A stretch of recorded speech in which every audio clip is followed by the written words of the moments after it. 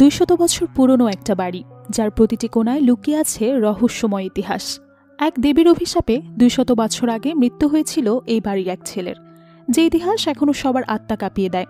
ইতিহাস মুছে যাওয়ার আগেই আবারও দেবীর অভিশাপ নেমে এসেছে বাড়ির সদস্যদের উপর। একের পর এক মৃত্যু ঘটছে বাড়ির ভেতরে। এই সমস্ত মৃত্যু কি আসলেই দেবীর অভিশাপে ঘটছে, নাকি এর পেছনে লুকিয়ে আছে ভয়ঙ্কর কোনো ষড়যন্ত্র? জানতে হলে পুরো ভিডিওটা দেখতে হবে।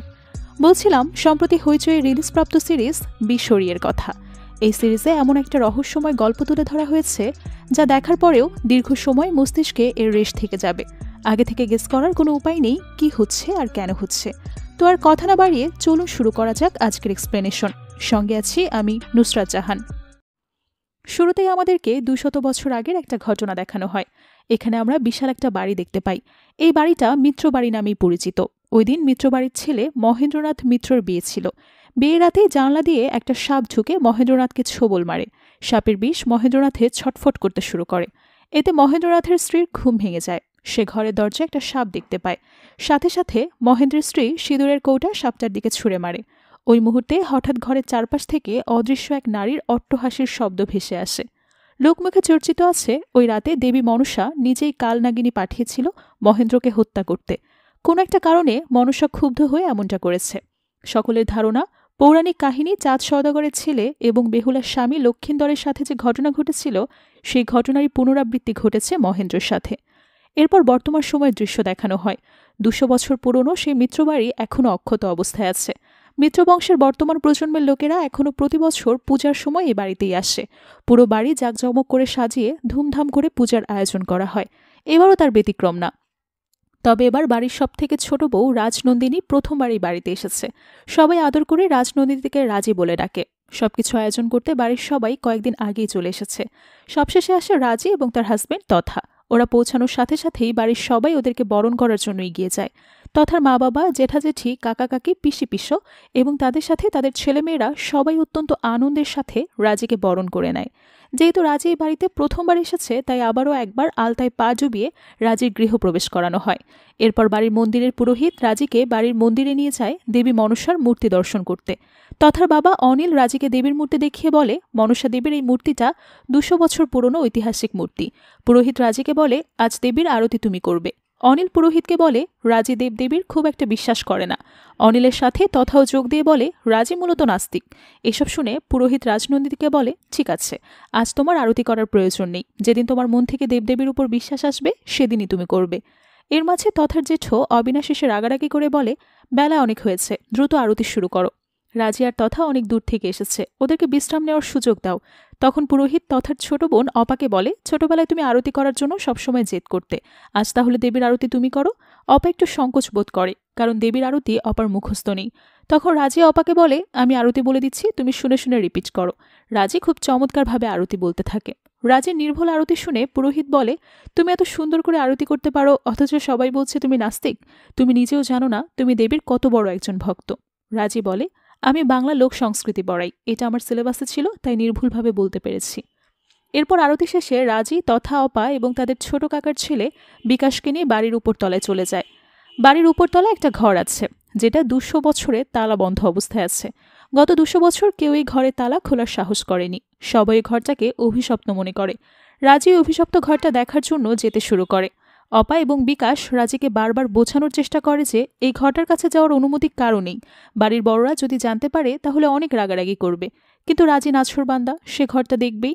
রাজি ঘরের তালা স্পর্শ করতে গেলে সবাই তাকে নিষেধ করে, কারণ কয়েক বছর আগে একজন ওই তালা খোলার চেষ্টা করেছিল। এরপর থেকে ওই ব্যক্তি সবসময় স্বপ্নে দেবী মনসাকে দেখত। কিছুদিন পরেই লোকটা সুইসাইড করে। এসব বলতে বলতে তথার বাবা অনিল চলে আসে। অনিল তথার সাথে রাগারাগি করে বলে, তোকে বলেছিলাম এই ঘরের কাছে কাউকে নিয়ে আসবি না।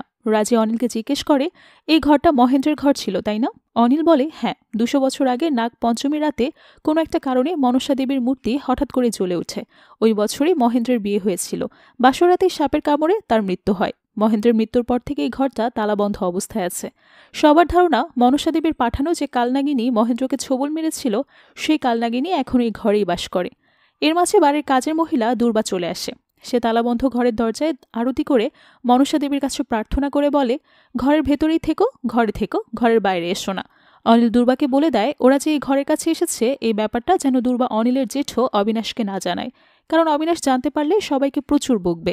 দুর্বা অনিলের কথাই সম্মতি জানায়। হঠাৎ ওরা বাড়ির নিচতলা থেকে চিৎকার শুনতে পায়।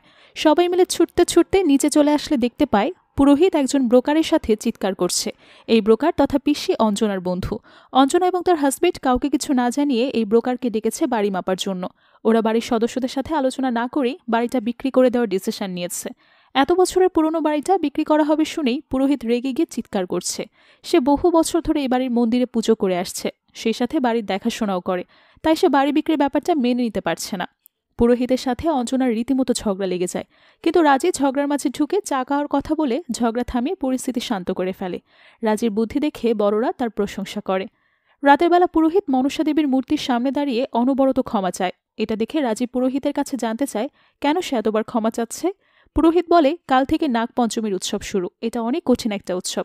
এই সময় মনসা দেবীর মেজাজ অনেক কড়া থাকে, কোনো ভুল হলেই সে রেগে যায়। 200 বছর আগেও কোনো একটা কারণে মনসা দেবী রেগে গিয়েছিল, যার কারণে বাসরাতেই মহেন্দ্রকে সাপ ছোবল মেরেছিল। সাপটা ঢুকেছিল মহেন্দ্রের ঘরের জানলার ছোট্ট একটা ছিদ্র দিয়ে। কেউ বুঝতেই পারেনি কিভাবে ছিদ্র তৈরি হয়েছিল। এরপর পুরোহিত রাজিকে বলে ইতিহাসের পুনরাবৃত্তি বারবার ঘটে, তাই উৎসবের এই কয়েকদিন খুব সাবধানে থাকবে। ওরা যখন কথা বলছিল তখন অবিনাশের ছেলে অভিরূপ চলে আসছে।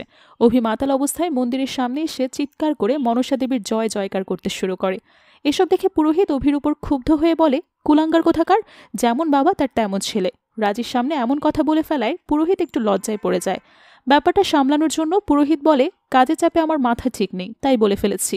এরপর কাজের অজুহাত দেখিয়ে পুরোহিত সেখান থেকে চলে যায়। উপর থেকে অবিনাশও পুরোহিতের কথা শুনে ফেলে। অবিনাশ বাড়ির কাজের লোক ভীমকে ডেকে বলে রাজীবকে বলবে পুরোহিতের সাথে যেন বেশি কথা না বলে, আর পুরোহিতকেও চোখে চোখে রাখবে, তার বয়স হয়েছে, যখন যা মুখে আসে বলে ফেলে। এদিকে পুরোহিত চলে যাওয়ার পর রাজে নিজের ঘরে চলে যায়।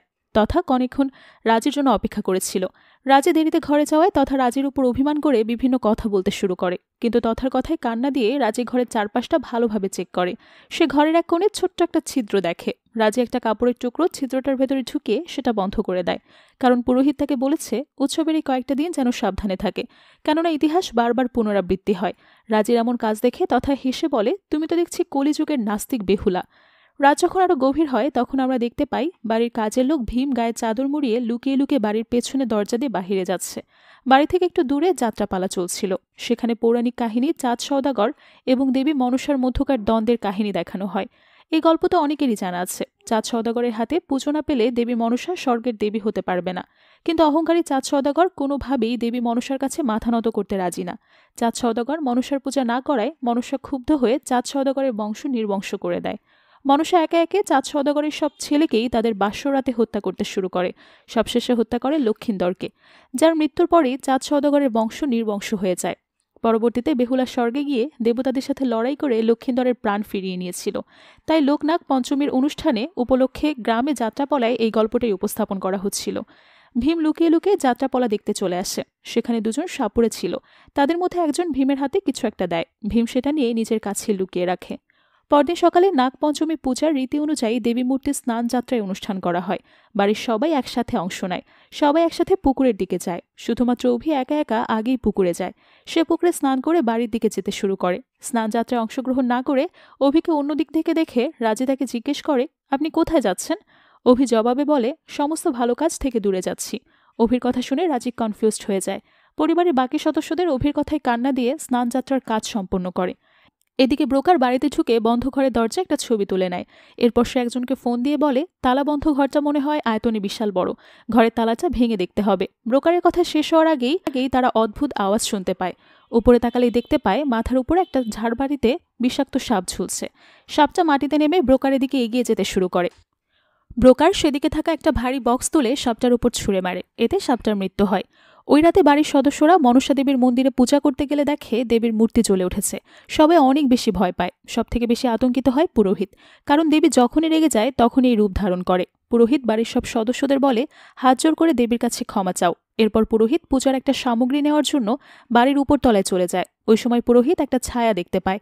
পুরোহিত এই ছায়াকে মনসা দেবীর ছায়া মনে করে তাকে দেবী মা বলে সম্বোধন করে। অনেকটা সময় পেরিয়ে যাওয়ার পরেও পুরোহিত ফিরে না আসায় বাড়ির সবাই টেনশনে পড়ে যায়।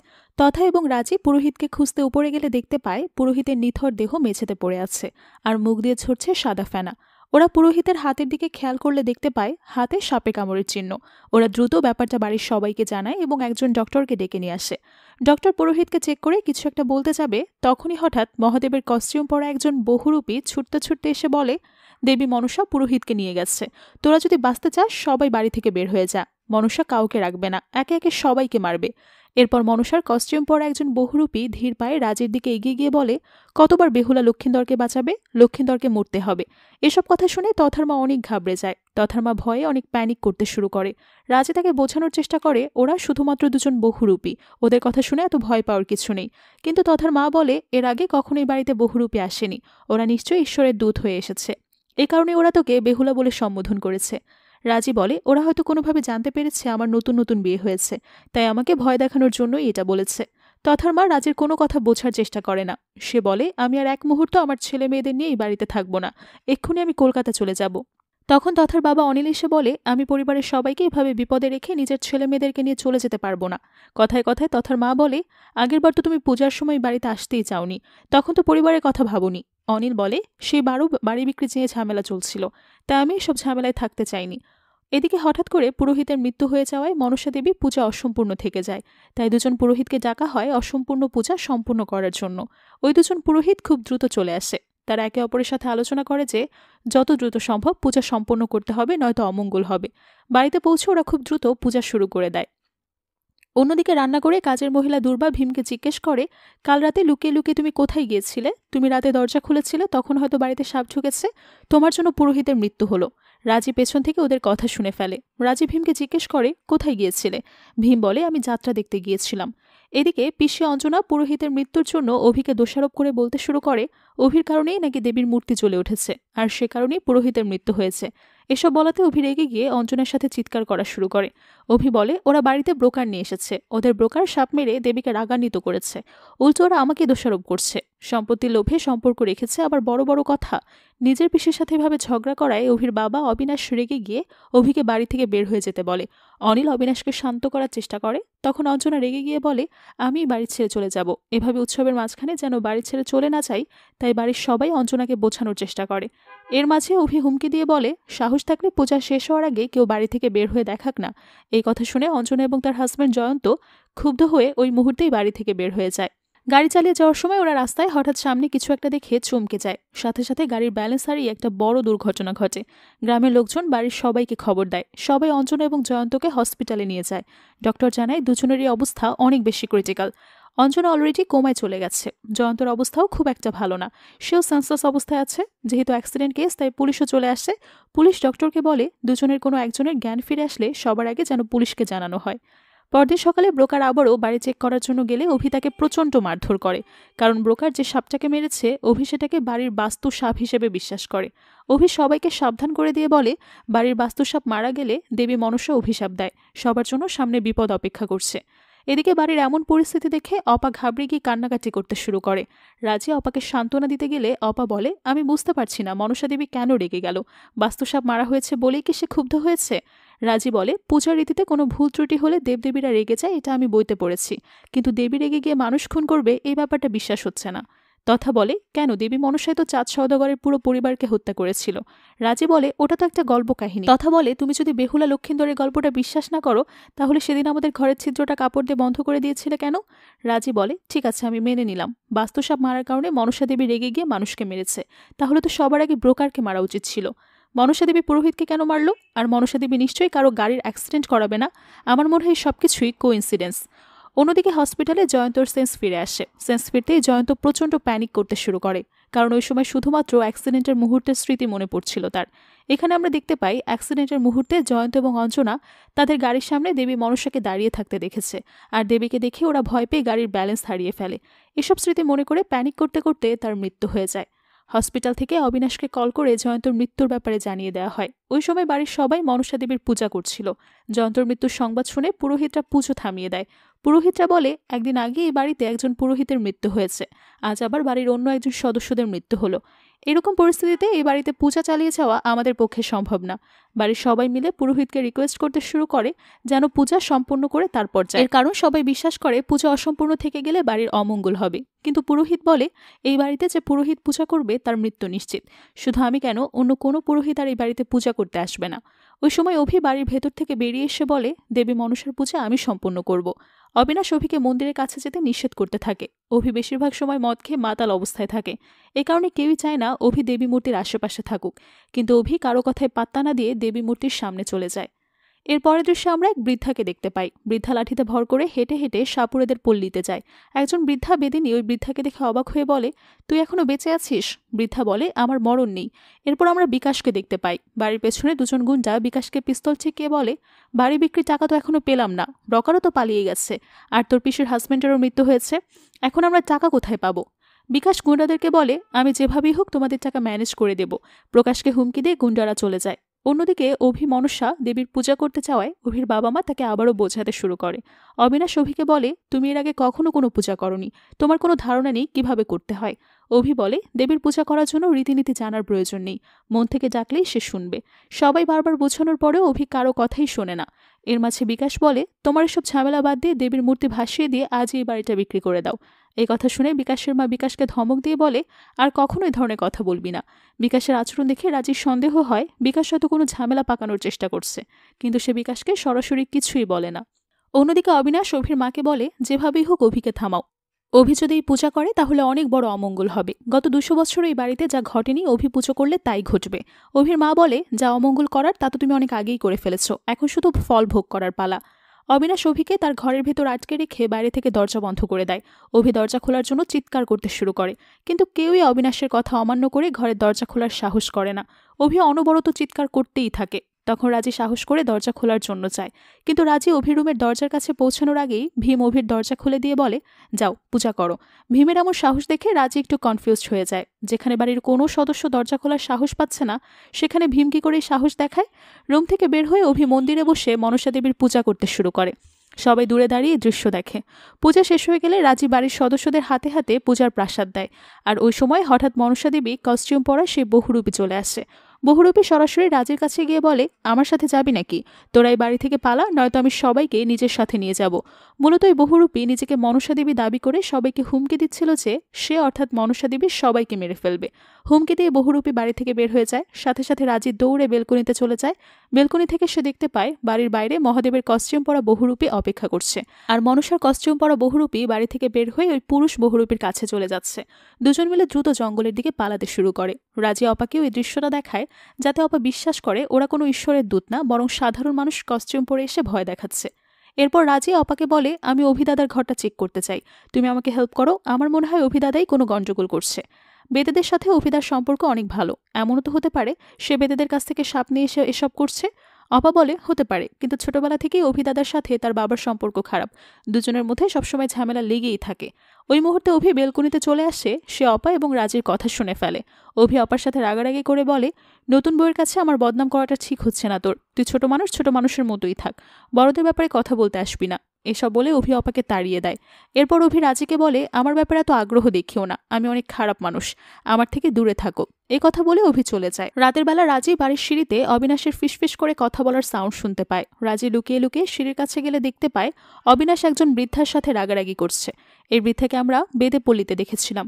অবিনাশ বৃদ্ধার সাথে রাগারাগি করে বলে, তুমি কোন সাহসে এই বাড়িতে এসেছো? তুমি জানো না তোমাকে কেউ ওই বাড়িতে দেখে ফেললে সর্বনাশ হবে? তুমি এক্ষুনি বাড়ি থেকে বের হয়ে চলে যাও। বৃদ্ধা অবিনাশের কাছে টাকা চায়। অবিনাশ বৃদ্ধাকে তাড়িয়ে দিয়ে বলে, দ্রুত চলে যাও, কেউ যদি তোমাকে দেখে ফেলে তাহলে আমি তোমাকে শেষ করে ফেলবো। বৃদ্ধা হাসতে হাসতে বলে, আমার মরণ নেই। এরপর বৃদ্ধা চলে যায়। রাজি বুঝতে পারছিল না কি ঘটছে, অবিনাশ কেন বৃদ্ধার সাথে এমন আচরণ করছে। এরই মাঝে এক রাতে হঠাৎ অপার ঘরে মনসা দেবী আসে আর তার হাতে ছবল মেরে সেখান থেকে বের হয়ে যায়। ঘটনাক্রমে রাজি সেটা দেখে তৎক্ষণাৎ বাড়ির লোককে ডেকে জড়ো করে। এরপর সে তথার বাবা অনিল এবং কাজের মেয়েকে সঙ্গে নিয়ে অপাকে দ্রুত হসপিটালে নেওয়ার ব্যবস্থা করে। যাওয়ার পথে অনিল গাড়ি থামিয়ে বেদেদের কাছ থেকে ঔষধ নিয়ে রাজিকে বলে সেটা অপাকে খাইয়ে দিতে। সেই সাথে এটাও বলে, আমি জানি তুমি এসবে বিশ্বাস করো না, কিন্তু আমাকে একবার সাপে কামড়েছিল, আমি বেদেদের কাছ থেকে ঔষধ নিয়ে খেয়ে ভালো হয়ে গিয়েছিলাম। তখন রাজি বলে, আমি আয়ুর্বেদে বিশ্বাস করি। কথা বলে সে দ্রুত অপাকে ওষুধটা খাইয়ে দেয়। এরপর তাকে নিয়ে গিয়ে হসপিটালে ভর্তি করায়। কিছুক্ষণের মধ্যেই পুলিশও সেখানে আসে। ইন্সপেক্টর গিয়ে রাজিকে বলে, আপনার পরিবার থেকে মনসার প্রকোপ কখনোই কমবে না মনে হচ্ছে। সেটা শুনে রাজি রেগে গিয়ে বলে, সবকিছুতে ঈশ্বরের দোষ দেওয়া বন্ধ করো। কেউ জন্ম নিলেও তার ক্রেডিট, আর মরে গেলেও তার দোষ। দেবদেবীর কি খেয়ে দেওয়ার কোনো কাজ নেই যে আমাদের বাড়ির পেছনে পড়ে থাকবে? ইন্সপেক্টর তখন আর বেশি কথা বাড়ায় না। তবে রাজির সন্দেহ হচ্ছিল যে অভি হয়তো অপার উপর অ্যাটাক করিয়েছে, কারণ সেদিন রাজির সামনেই তো অভিকে অপাকে শাসিয়েছিল। তাই কোনো কিছু না ভেবেই সে অভিকে গিয়ে জেরা করতে শুরু করে। সে চিৎকার করে বলতে থাকে, অপাকে তুমিই সাপে কাটিয়েছ, তোমার উপর সন্দেহ আমি করেছিলাম, আমার উপর অ্যাটাক করাতে পারতে, অপাকে দোষ করেছে। অভি তখন সবভাবে তাকে বোঝানোর চেষ্টা করে যে সে কোনো ভুল করেনি, সে অপার উপর অ্যাটাক করায়নি। কিন্তু রাজি সেটা মানতে চায় না। অভি যেহেতু বেদেদের সাথে ওঠা বসা ছিল, তাই রাজির মনে হয় তাদের কাছ থেকে সাপ এনে অভি এসব করছে। সে ইন্সপেক্টরকে বুঝিয়ে শুনিয়ে অভির রুমে পাঠিয়ে দেয় চেক করার জন্য। অভির কাছে বিষয়টা ভালো লাগছিল না, কিন্তু তাতে রাজির কিছুই আসে যায় না। এদিকে ইন্সপেক্টর মনসার অনেক বড় ভক্ত ছিল, তাই ওই বাড়ির ঘটনা নিয়ে বেচারা এমনিতেই খুব ভয় পেয়ে যায়। তবুও সে কোনো মতে তার টিমকে পুরো রুমটা সার্চ করতে শুরু করে। একটা পর্যায়ে ইন্সপেক্টর আলমারির উপরে একটা বক্স দেখতে পায়। কৌতূহলবশত বক্সটা খুলতেই তার মধ্যে থেকে একটা ভয়ঙ্কর সাপ বের হয়ে আসে। সেটা দেখে সবাই খুব ভয় পেয়ে যায়, কিন্তু অভির মধ্যে এটা নিয়ে কোনো মাথা ব্যথাই ছিল না। বরং সে সাপটাকে হাতে নিয়ে অদ্ভুতভাবে হাসতে শুরু করে। সেটা দেখে তথা খেপে গিয়ে তার কলার চেপে ধরে বলে, তার মানে তুমি অপাকে অ্যাটাক করিয়েছ। কিন্তু অভি তখন ওই একই কথা বলে যায় যে সে কিছুই করেনি, সবার বোঝার ভুল হচ্ছে। কিন্তু তথা তার কথা মানতে চায় না। তাই অভি তার হাতের সাপটা দিয়ে তথার গায়ে ছোবল দেওয়ায়। এই কাণ্ড দেখে সবাই ভীষণ ভয় পায়। অভিকে গালমন্দ করতে শুরু করে। তখন অভি সবাইকে জানায় ওই সাপটা তার পোষা, সেটার বিষদাঁত সে অনেক আগেই ভেঙে দিয়েছে, তাই ওই সাপ কারো ক্ষতি করতে পারবে না। রাজে তখন তার কথা বলার সুযোগ পায় না ঠিকই, কিন্তু মনে মনে অভির উপর তার একটা রাগ থেকেই যায়, কারণ শুরু থেকে অভির চালচলন তার কাছে ভালো লাগছিল না। তাছাড়া যার কাছে বিষদাঁত ভাঙা সাপ থাকতে পারে, তার কাছে বিষধর সাপ থাকাটাও বড় কোনো ব্যাপার না। শুধু তাই নয়, সেদিন অপার উপর তার অ্যাটাক হওয়ার সময়টাতে সে অপার রুমের সামনে কাউকে দেখতে পেয়েছিল।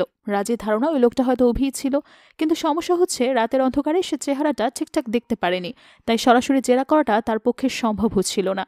সে রাতে হসপিটাল থেকে ফিরে অভি কাজের মেয়ের কাছে গিয়ে বেশ রহস্যজনকভাবে জিজ্ঞেস করে, তোমাকে যেটা লুকিয়ে রাখতে বলেছিলাম সেটা সাবধানে রেখেছো তো? তার কথা শুনে কাজের মেয়েটা ভয়ে ভয়ে মাথা নাড়িয়ে বলে, হ্যাঁ রেখেছি। তখন অভি চুপচাপ তার রুমে চলে আসে। পরদিন অভি পুজো করাকালীন হসপিটাল থেকে খবর আসে যে অপার সেন্স ফিরেছে, তাই রাজি আর তথা হসপিটালের উদ্দেশ্যে রওনা হয়।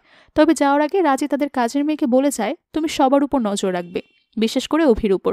কোনো সমস্যা হলে সাথে সাথে আমাকে কল করবে। কাজের মেয়েটা তার কথা মেনে নেয়, কিন্তু তার চোখ মুখ দেখে বোঝা যাচ্ছিল সে কোনো একটা রহস্য লুকাচ্ছে।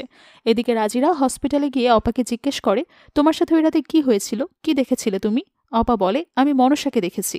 সেদিন হঠাৎ আমার রুমের দরজাটা খুলে গেলে কেউ একজন আমার রুমে ঢুকে আমার চোখে ছাই মেরে দেয়। তারপর আমার হাতে কিছু একটা এসে কামড় দেয়। অজ্ঞান হয়ে যাওয়ার আগ মুহূর্তে আমি দেখতে পেলাম মনসা আমার ঘরে দাঁড়িয়ে আছে। এই কথা শুনে সবাই খুব টেনশনে পড়ে যায়। সেখানে ইন্সপেক্টর উপস্থিত ছিল। অপার কথা শুনে ভয়ে তার হাত পা কাঁপতে শুরু করে। তথা দ্রুত এই বিষয়টা বাড়িতে ফোন করে জানায়। সবাইকে এই বিষয়টা নিয়ে ডিসকাস করতে দেখে বিকাশ কেন যেন খুব টেনশনে পড়ে যায়। তাহলে কি এসবের পেছনে কোনোভাবে তার হাত আছে? এর উত্তর আমরা একটু পরেই জানতে পারবো। সে রাতে ভীম হঠাৎ কিছু একটা দেখে খুব ভয় পেয়ে যায়। এদিকে বিকাশ ওই রাতে বেরিয়ে সোজা চলে যায় জঙ্গলে। জঙ্গলের ভেতরে একটা ভাঙাচোরা মন্দির ছিল। সেখানে ছদ্মবেশী লোক দুটো মেকআপ করছিল, যারা শিব আর মনসা সেজে রাজিদের বাড়িতে গিয়ে ভয় দেখিয়ে বেড়াচ্ছিল। বিকাশকে রাগের মাথায় তাদেরকে বলে, তোমরা অপার রুমে কেন গিয়েছিলে? কথাটা শুনে লোকগুলো খুব অবাক হয়ে যায়। তখন জানা যায় ওই লোকগুলো বিকাশের কথাতেই তাদের বাড়িতে ভয় দেখাচ্ছিল, কিন্তু বিকাশ এটা কেন করছিল সেটা জানার জন্য একটু ওয়েট করতে হবে। তো তারা বিকাশকে স্পষ্টভাবে জানিয়ে দেয় যে সকালের পর তারা আর ওই বাড়িতে ঢোকেনি। এটা শুনে বিকাশ খুব টেনশনে পড়ে যায়। এরা যদি না ঢুকে থাকে তাহলে অপার উপর অ্যাটাকটা কে করালো? সত্যি কি তাহলে মনসার আবির্ভাব ঘটেছে? এসব ভাবতে ভাবতে বেচারার মাথা হ্যাং হয়ে যায়। এরই মাঝে ভীম তথাকে ফোন করে জানায় সাপের কামড়ে অভি মারা গেছে, আর তার লাশ পড়েছিল সে রহস্যময় বন্ধ ঘরের সামনে। অভির মৃত্যুতে পুরো বাড়িতে শোকের ছায়া নেমে আসে। পুজো একেবারে বন্ধ করে দেওয়া হয়, আর মনসার মূর্তিটাও ঢেকে দেওয়া হয়। এরই মাঝে সেখানে বেদেরা আসে অভির লাশ নিয়ে যাওয়ার জন্য। তারা জানায় অভির শেষ ইচ্ছে ছিল তার লাশটা ভেলায় ভাসিয়ে দেওয়া হবে, কিন্তু অভির বাবা তাতে রাজি হয় না। সে সবাইকে জানিয়ে দেয় তাদের বংশ পরম্পরা অনুযায়ী অভির সৎকার করা হবে। এদিকে ইন্সপেক্টরও চলে আসে অভির বডিটা পোস্টমর্টেমে নিয়ে যাওয়ার জন্য। সব মিলে একটা জগা খিচুড়ি উপস্থিত হয়। তবে অভির বাবা তার কথা থেকে অনড়, তাই বেদেরা অভির পোষা সাপ আর তার জামা কাপড় নিয়ে সেখান থেকে চলে যায়, যাতে অন্তত সেগুলো তারা ভেলায় ভাসাতে পারে। বাড়ির পরিস্থিতি দেখে অবিনাশ ভীষণ ভেঙে পড়ে, সেই সাথে বেশ অসুস্থ হয়ে পড়ে। তাই রাজি তাকে ধরে তার রুমে নিয়ে আসে। এরপর কিচেনে যায় তার জন্য শরবত বানাতে। সেখানে গিয়ে দেখে কাজের মেয়ে ফুপিয়ে ফুপিয়ে কান্না করছে। এদিকে ভীম তখন অবিনাশের রুমে গিয়ে তার সাথে ঝগড়া করতে শুরু করে। তাকে বলে, মানলাম ছেলেটাকে আপনি সহ্য করতে পারেন না, তাই বলে তাকে এভাবে খুন করে ফেলবেন? কথাটা শুনে অবিনাশ ভীষণ রেগে যায়। এরই মাঝে রাজের শরবত বানিয়ে নিয়ে তার রুমের সামনে পৌঁছে যায়। দরজার আড়াল থেকে সে ভেতরের কথাগুলো শোনার চেষ্টা করে। এরই মাঝে তার হাত থেকে গ্লাসের ঢাকনাটা পড়ে গেলে ভেতর থেকে অবিনাশ টের পেয়ে যায় বাহিরে কেউ এসেছে। দরজা খোলা মাত্রই রাজি কোনো কথা না বলে তার হাতে গ্লাসটা ধরিয়ে দিয়ে সেখান থেকে চলে যায়। তবে সেটা সে বুঝতে পারছিল না যে এই পরিবারের কার মধ্যে কোন রহস্য লুকিয়ে আছে। তাই সে ইন্সপেক্টরকে গিয়ে বলে, আপনি আমার একটা হেল্প করবেন, অভির ব্লাড গ্রুপটা আমাকে জেনে দেবেন। আর জঙ্গলের ভেতরে দুটো ছদ্মবেশী লোক ঘুরে বেড়াচ্ছে, একজন শিবের বেশে আর একজন মনসার বেশে। তাদের দুজনকে পাকড়াও করবেন। সেটা শুনে ইন্সপেক্টর একটু বিরক্ত হয়ে বলে, আপনি এখন এটা বিশ্বাস করতে পারছেন না যে সবকিছুর পেছনে মনসা দেবীর হাত রয়েছে? তখন রাজি বলে, স্বয়ং মনসা এসে আমাকে বললেও আমি বিশ্বাস করব না। তাই ইন্সপেক্টর আর কথা বাড়ায় না। এদিকে বিকাশ আবারও ওই দুই ছদ্মবেশীকে ফোন করে জেরা করতে থাকে যে তারা কেন অপার রুমে গিয়েছিল, আর গিয়েছিল যখন তাহলে কেন অস্বীকার করছে। তখনও লোকগুলো একই কথা বলে যে তারা ওই বাড়িতে আর যায়নি। তাই বিকাশ তাদেরকে দ্রুত এলাকা ছেড়ে পালিয়ে যেতে বলে, না হলে তাদের বিপদ। এ কথা শুনে লোক দুটো ভীষণ ঘাবড়ে যায়। তারা ওই রাতেই পালানোর চেষ্টা করে, কিন্তু দুর্ভাগ্যবশত পুলিশের হাতে ধরা পড়ে যায়। এদিকে রাতের অন্ধকারে ওই অদ্ভুত বেদে মহিলাটা তার ঘরে গিয়ে দেখে রাজি তার জন্য সেখানে ওয়েট করছে। মহিলাটা তখন বেশ ঘাবড়ে যায়। রাজি সোজাসুজি গিয়ে তাকে প্রশ্ন করে, আবার কাকে ব্ল্যাকমেল করে আসলেন? সেটা শুনে মহিলা আরও বেশি টেনশনে পড়ে যায়। তখন রাজি জিজ্ঞেস করে, অভি ওই বাড়ির ছেলে নয়, সেটা আপনি জানলেন কিভাবে? মহিলাটা এখন একটু অবাক হয়ে তাকে জিজ্ঞেস করে, এটা তুমি জানলে কিভাবে? রাজি বলে, আমি খোঁজ নিয়ে দেখেছি। ভীম প্রতি রাতে বেদেদের কাছ থেকে পুরুষত্বের ওষুধ নিয়ে যায় অবিনাশের জন্য। আর অভির বয়স এখন 33 বছর। তো পুরুষত্বের সমস্যা থাকলে তো বাবা হওয়া সম্ভব না। তাছাড়া অভির সাথে তার বাবা মায়ের ব্লাড গ্রুপ মেলে না, তার মানে সে ওই বাড়ির ছেলে না। বাকি রহস্যটা সেই মহিলার কাছ থেকেই জানতে চায়। তখন মহিলাটা সব ঘটনা খুলে বলতে শুরু করে। সে নিজের হাতেই অভির জন্ম দিয়েছিল। তার বাবা ছিল ভীম। জন্মের পরে পরে অভির মা মারা যায়। তাই সে সুযোগটাকে কাজে লাগিয়ে অবিনাশ ভীমের কাছ থেকে তার ছেলেকে কিনে নেয় এবং তাকে নিজের পরিচয়ে বড় করতে শুরু করে, যাতে আশেপাশের মানুষ তার কমতিগুলো জানতে না পারে। তখন রাজি বুঝতে পারে নিশ্চয়ই অভি তার জন্মের রহস্যটা জেনে গিয়েছিল, তাই পুজো করার জন্য এত জোর জবরদস্তি করেছে, যাতে অবিনাশ নিজের মুখে সত্যিটা স্বীকার করে নেয়। কিন্তু তেমনটা হয়নি। তখন সেই মহিলাটাও জানায় অভি আসলেই সত্যিটা জেনে গিয়েছিল। তখন রাজি তাকে জিজ্ঞেস করে, আমাদের বাড়ির সবাইকে বিষধর কালাত সাপ কামড়েছে, বেদের মধ্যে কালাত সাপ কার কাছে আছে? কিন্তু মহিলাটা এর কোনো উত্তর দেওয়ার আগেই তথা সেখানে চলে আসে। রাজিকে দেখে সেখানে সে খুব বকাছকা করে আর তাকে টেনে ধরে সেখান থেকে নিয়ে যায়। রাজি তাকে বোঝানোর চেষ্টা করে ওই মহিলার সাথে কথা বলাটা তার জন্য ইম্পর্টেন্ট, না হলে এই খুনের রহস্য সমাধান হবে না। কিন্তু তথা আর কোনো কথা শোনে না। সে রাজিকে কড়া ভাষায় বলে, তুমি ঈশ্বরকে বিশ্বাস করো না বলে ঈশ্বর মিথ্যে হয়ে যাবে না। মনসা দেবীর মূর্তি জ্বলে উঠেছে, এটা কোনো কোনো মানুষের কাজ হতেই পারে না, এটা তোমাকে মানতে হবে। তার বিশ্বাস মূর্তিটা বিসর্জন দেওয়া হয়ে গেলেই বাড়ির সব সমস্যা দূর হয়ে যাবে। সে রাতে সবাই ঘুমিয়ে পড়ার পর রাজি হঠাৎ করে কারো নুপুরের শব্দ শুনতে পায়। সেই শব্দটাকে ফলো করতে করতে মন্দিরের কাছে চলে আসে, কিন্তু অদ্ভুত ব্যাপার হলো আশেপাশের কাউকেই সে দেখতে পায় না। মন্দিরের কাছে দাঁড়িয়ে থাকার সময় হঠাৎ তার নজর পড়ে মনসার মূর্তির দিকে। সেখানে একটা সাপ মূর্তিটা পেঁচিয়ে বসেছিল। রাজি সেটা দেখে বেশ অবাক হয়। এরই মাঝে হঠাৎ সে দেখতে পায় সে একটা নদীর পাড়ে দাঁড়িয়ে আছে। তার পাশ থেকে অভি তাকে ডেকে বলে, কি নতুন বউ, এবার বিশ্বাস হলো তো যে ঈশ্বর সত্যি আছে? রাজি তখন মাথা নাড়িয়ে হ্যাঁ সূচক উত্তর দেয়। তখন অভি বলে, দেবী যখন পথ দেখিয়েছে শেষ পর্যন্ত যেও। এরই মাঝে তথা রাজির নাম ধরে ডাকতে শুরু করলে অভি তাকে দ্রুত ফিরে যেতে বলে। তখন জানা যায় রাজি আসলে সেন্সলেস হয়েছিল, আর অভিকে দেখাটা তার কল্পনা ছিল। রাতে মন্দিরের সামনে সেন্সলেস অবস্থায় পাওয়া গিয়েছিল তাকে। তাই সবাই তাকে জিজ্ঞেস করে, তোমার কি হয়েছিল, তুমি কি দেখেছিলে?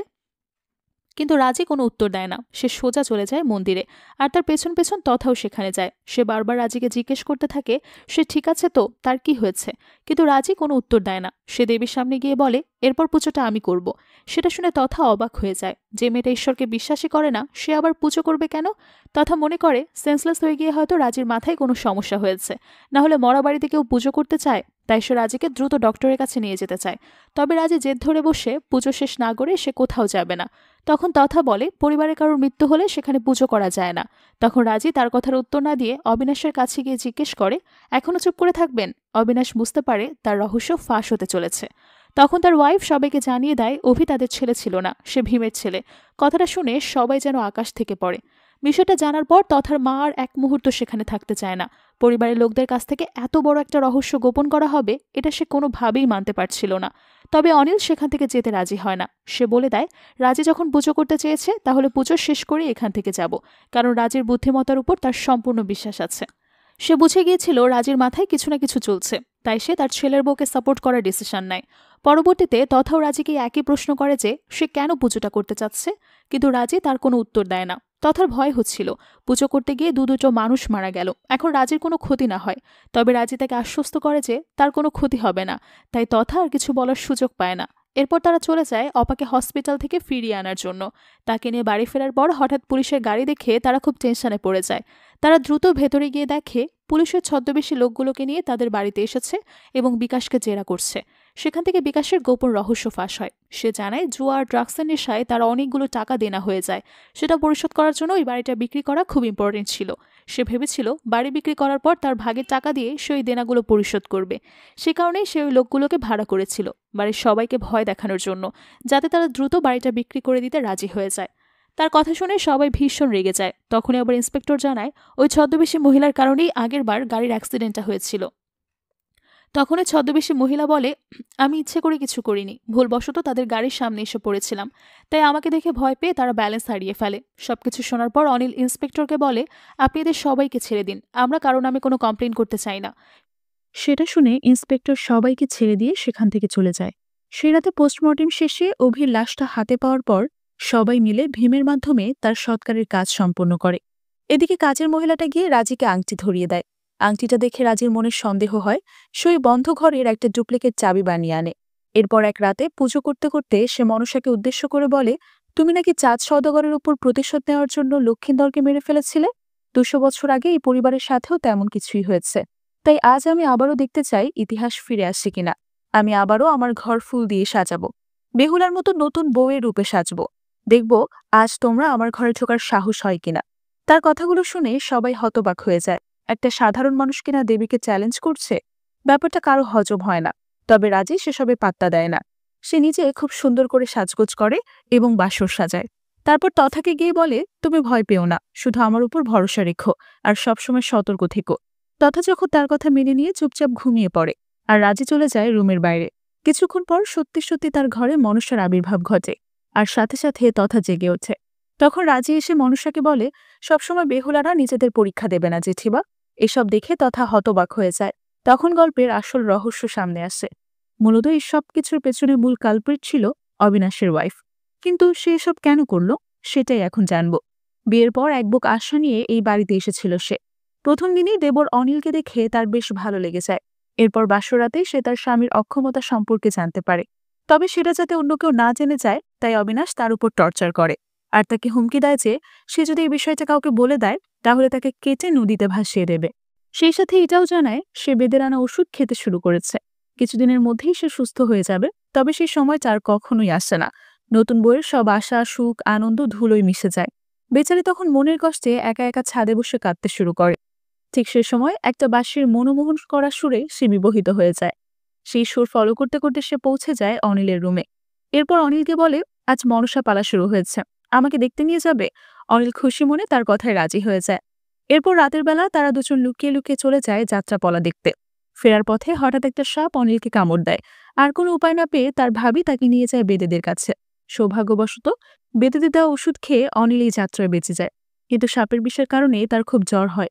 তাই তার ভাবি মন প্রাণ দিয়ে তার সেবা করতে শুরু করে। একটা সময় সে নিজেকে ধরে রাখতে পারে না। সে অনিলকে জানিয়ে দেয় সে মেয়েটা খুব ভালোবেসে ফেলেছে তাকে। কথাটা শুনে অনিল ভীষণ রেগে যায়, কারণ তার কাছে তার ভাবি মায়ের সমান। তার মুখে এমন কথা অনিল মানতে পারে না, কিন্তু মেয়েটাও কি করবে বুঝতে পারে না। একদিকে নিজের স্বামীর উপর রাগ, অন্যদিকে নিজের দেবর। ভীষণ দোটানায় পড়ে গিয়েছিল সে। সবকিছু উপেক্ষা করে সে অনিলকে বলে, আমি ভীষণ একা, এভাবে বাঁচতে পারবো না। তুমি যদি আমার না হও তাহলে আমি মরে যাব। তখন অনিল বলে, তাহলে তুমি মরে যাও। সেটা শুনে মেয়েটার মন ভেঙে যায়। এদিকে অনিলও বুঝতে পারে এই বাড়িতে থাকলে তার ভাবি তার পেছন ছাড়বে না। তার এই প্রত্যাখ্যান মেয়েটা মেনে নিতে পারছে না। তাই এত বছর পর তার ছেলের মায়ের মৃত্যুর মাধ্যমে সেটার প্রতিশোধ নিতে শুরু করে সে। সবকিছু শোনার পর অবিনাশ রেগে গিয়ে তাকে বলে, আমার ভাই তোমাকে পাত্তা দেয়নি বলে তুমি আমাদের ছেলেকে কেন মেরে ফেললে? কিন্তু তার ওয়াইফ কোনো উত্তর দেয় না। এদিকে বাকিরা এটা ভেবেই পাচ্ছিল না যে সবগুলো মার্ডার তো সাপের কামড়ে হয়েছে। তাহলে অবিনাশের ওয়াইফের কাছে সাপ এলো কোত্থেকে? সে কি বেদেদের কাছ থেকে সাপ এনেছে? তখন রাজি বলে, সাপের কামড় দেখে আমার মনেও সন্দেহ হয়েছিল, কারণ সাধারণত সাপেরা পায়ে কামড় দেয়। তাছাড়া পুরো শরীর বেয়ে হাতে উঠতে গেলে মানুষের তো বুঝে যাওয়ার কথা। এক্ষেত্রে একটা বিষয় হতে পারে, কেউ একজন সাপ ধরে নিয়ে গিয়ে ওই লোকগুলোর হাতে কামড় কামড়িয়েছে। আর কথাগুলো শুনে সবাই ভীষণ অবাক হয়। অবিনাশের ওয়াইফের মতো একটা শান্তশিষ্ট মেয়ে যে এমন ভয়ঙ্কর কাজ করতে পারে, এটা কেউই বিশ্বাস করতে পারে না। তখন রাজি সবাইকে বোঝায় যে প্রতিশোধ পরায়ণ হয়ে সে কাজটা করেছে। সে যে ইউনিভার্সিটিতে পড়তো সেখানকার জুওলজি ল্যাব থেকে সাপ চুরি করে এনেছে। সে সাথে এনেছে সবুজ রঙের ফসফরাস, যেটা সুযোগ বুঝে মনসার মূর্তিতে লাগিয়ে রেখেছিল সে। আর সেটা দেখে সবাই ধরে নেয় মনসার মূর্তি রাগের কারণে জ্বলতে শুরু করেছে। আর তার রাগ তাণ্ডবে একে একে সবাই মরতে শুরু করেছে। কিন্তু প্রশ্ন হচ্ছে, এই বিষয়গুলো রাজি কিভাবে জানলো? মূলত রাজি সেদিন নুপুরের শব্দ শুনতে শুনতে মন্দিরের কাছে এসে বিষয়টা জানতে পেরেছিল। তার চোখের সামনে মূর্তির গায়ে পেঁচিয়ে থাকা সাপটা নিচে নেমে গড়িয়ে চলে যায়। তখনই সাপের গায়ে লেগে থাকা ফসফরাসগুলো মাটিতে লেগে যায়, এবং সেটা দেখে রাজি বুঝতে পারে এর পেছনে নিশ্চয়ই কোনো মানুষের ষড়যন্ত্র আছে। কিন্তু সে লোকটা কে হতে পারে?